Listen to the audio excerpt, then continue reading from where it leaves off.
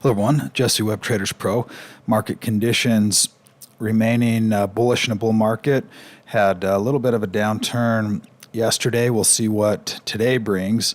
We're at the upper end of the range here, which we've been talking about for the last really 5 or 6 weeks. We've had this massive rally that has gone straight up. It needs some kind of a pause or a counter trend correction right here. We're seeing sentiment still moving significantly higher, hasn't really pulled back at all, which is, as I've mentioned, both good and bad. It could mean that there is too much complacency and that too many buyers on one side, and we could end up seeing some selling coming back in. It could also mean that everybody is right about this trend direction and they've all piled in that direction and will continue to be buying into dips. And that is the current strategy to be considering, is to be looking for any pullbacks to be opportunities. We just haven't had a significant pullback to some major support, but we'll talk about that. We are seeing momentum slide and breadth moving higher. I've mentioned sometimes we see some divergence between those two where momentum starts to slow and breadth lags a little bit. We'll see if we run into that over the next few days. We'll talk about some support areas here in a minute. Momentum still in that upper bullish trending zone. Breadth moved up to the extreme zone, but not too much. It's just barely inside of that range. You can see it is in that upper area where it often will get some kind of a reversal or at least some kind of a pause when it has moved this far, this fast, and also sentiment towards that upper range. We did see buy-sell ratio tick back down a little bit. I mentioned yesterday how extreme that was. That buy-sell ratio got all the way up to 6. Pulled back a little bit to 4 right here, and what that's measuring this distance right here. So the wider that we start to get, the more extreme things start to get in any trend direction, whether it's a bearish trend like this or a bullish trend like this.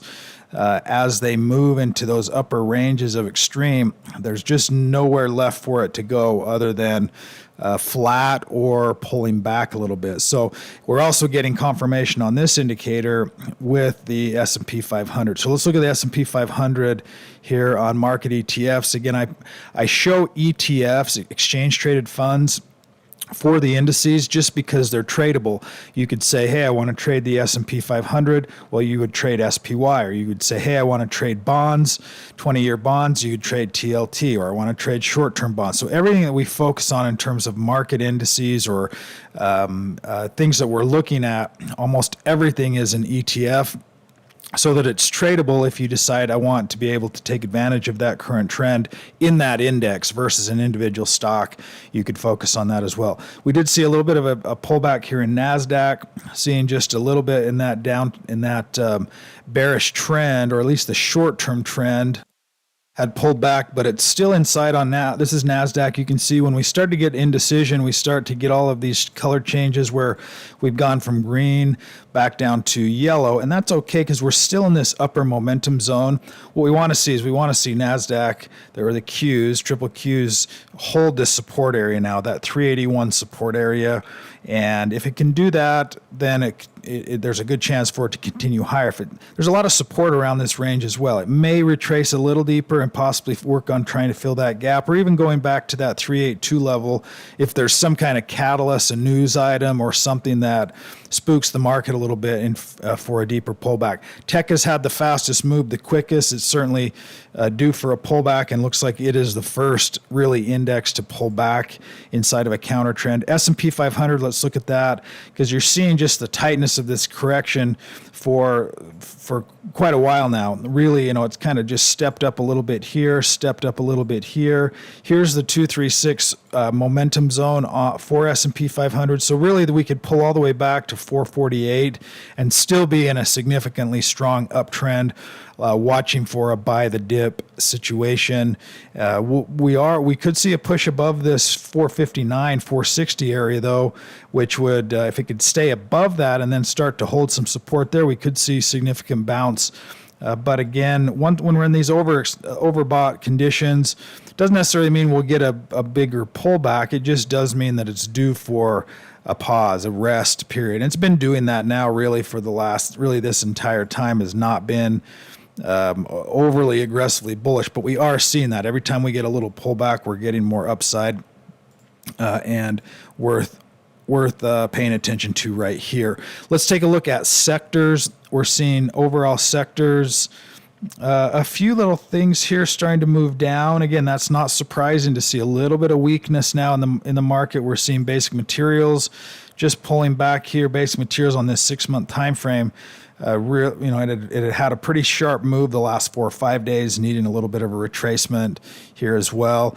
And seeing that in energy. Energy has just gone to a full-on downtrend now, and looking for some continued downside potentially on IYE. That's IYE. Let's look at commodities here so we can focus in on oil itself. USO is also in that downtrend, breaking through. We talked about this yesterday. There's a possible support area right here at that 67. It's got to hold up here. On the 1-year time frame, that's sitting right at this 618 retracement. So it's still inside this reversal zone box, and we're sitting right at a major support area where it needs to bounce if it's going to. And we did see some moves in some oil stocks in the muscle stocks group. Let's look at those next and see what we've got. We're not seeing a lot in that group today, but some of the ones that have been moving, medical biotech, MLTX, leading the charge on that overall group today. There were some oil stocks. Oh, this was one of them. NGL oil in that overall uptrend. Let's look at the 6-month time frame. You can see it's been working towards that upper range. Pretty tight range though for a length of time, and is trying to hold that upper support area. VIST also in that oil energy space. Nice looking pattern when you have this uptrend, and then you can see the retracement back and then a confirmation bar. Let's look at that a little bit closer on a 6-month time frame, because this is a classic retracement pattern where you see an uptrend, a 3-part counter trend, and then confirmation bar moving higher. So we are seeing some of these oil stocks igniting here, at least as of yesterday. There were a few. Let's look through this top 4 or 5 or 6. FTAI Aerospace, nice looking momentum pattern here as well. ALKT, nice breakout pattern, continuing that overall uptrend. RCEL, this is a stock that had been a big mover last year, and had a nasty retracement, and looks like it's trying to get started here as well.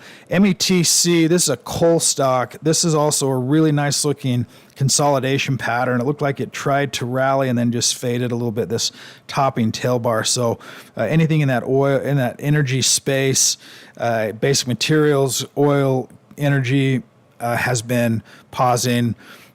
But we've seen a few of those stocks start to come back into some of these new buy lists. That'll do it for today's update. If you don't have full access to the software, you can sign up with the link below, and we look forward to having you. Have a fantastic day today.